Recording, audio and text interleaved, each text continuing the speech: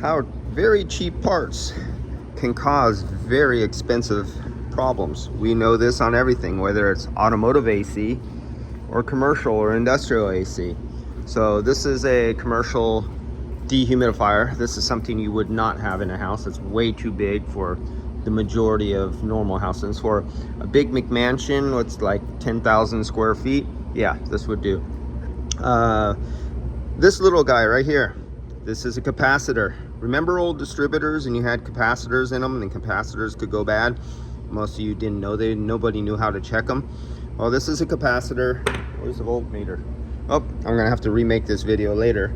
But my son has the voltmeter. He's going around the capacitor checker, checking the capacitors on all the other dehumidifiers. We found out another one's bad, and I think the other one, he has to open up the box on the other one. These are all the same age and they all have the same amount of hours on them. So this cheap little part here, which is probably retail price through the OEM who manufactures this, it might be a 20 or 30 plus dollar part. You could get them online for $2. This little part right here, you see where it says 2 megafarad? Let me see if I can make it clear. Come on, focus. There, I think you can see that. See where it says 6 microfarads? It's measuring 3. So between here and here, it measures actually 2.9 something, almost 3. That's half of what it should be. Now what that will cause is, as a capacitor starts drifting slowly out of specification, it will still allow the blower motor to go on, but it will get harder and harder to start, and it'll draw more amps. Then, well, if it's running, the windings will get hotter and hotter. Instead of electricity going as workforce, as rotational force, it starts becoming an inductive heater, a resistance heater. The windings start getting hotter and hotter, and eventually it drew so much amperage that this is a relay, almost like what's in automotive. Let's see if I could zoom in on that and get that. So you can see that. Let's see if I can, my phone's messed up, sorry guys. But you can see the little graph there on how the contacts normally open, normally close, and everything like that. So the ones that are supposed to be normally open are closed right now, but they're closed with high resistance. They have like 4 ohms of resistance. So they're burnt and they're welded together. When this goes off, it's supposed to spring in the other direction, and it's not. So this fused itself, this went out, that stays on and overheats the motor windings and burns the motor windings, causing, because the more this went down, the more amperage the motor would draw. The more amperage the motor would draw, the hotter the points, the contacts would get.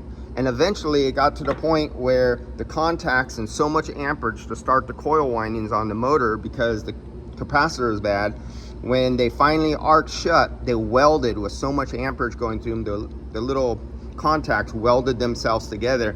That was the end of the go. So this ran until it died, and then that died, the unit went down, because now there's no airflow over the evaporator and condensers, and the amperage goes up to 70 amps on this, and it cuts out the compressor and it nearly seizes the compressor. That will actually cause a compressor to burn out. So you go from this cheap $2 device, drawing high amps, this will still be working okay as long as this, even if it's not working, it's starting to cook, then the high amps cause these to weld shut. These weld shut, doesn't shut off, it keeps going, burns out, stops airflow stops. High side, because condenser's getting no airflow, shoots up until safety shuts off. But until then, this thing is burning hot until it gets to that level, and it would repeat that cycle probably many times during its intermittent until finally the last straw broke the camel's back, and all caused by this cheap little product right here. Now, if it was my choice, instead of putting one of these back inside there, I would get, because it's a 6 microfarads, so I would go get a Turbo 200, you know, one of those $100 and some odd capacitors, big old giant monster that would fit inside here, and I'd wire it for 6 megafarads, and I would use that as the capacitor to run my new blower motor that's going to go in there, because I know that will last longer than these things. This thing only lasted a few years. 5-year warranty, doesn't matter. Just for us to come out here, the labor to do this exceeds all the parts and exceeds the blower motor and everything like that. Then we got to get into the labor of tearing it all down and actually getting in there and replacing the blower motor. So that's gonna, this is all, you see this stuff here? All this is in our way, it has to come off, but it's all sealed in, it's all glued in. All this has to come apart to get to that blower motor. So if you have $1,500 in labor to get to, just to get to the motor, even if the motor is $300 or $500, you have $1,500 in labor, then you got to think, do I want to do that again and put a little $2 capacitor in there, or do I want to buy a $150 capacitor, whatever, 200, whatever it is, and I want that as insurance because we know they usually last 10 years or more. So it's a choice. $2 part, $150 part. Parts and labor and everything like that, all $2,000 to replace that little motor, or prevent it by putting something good in there.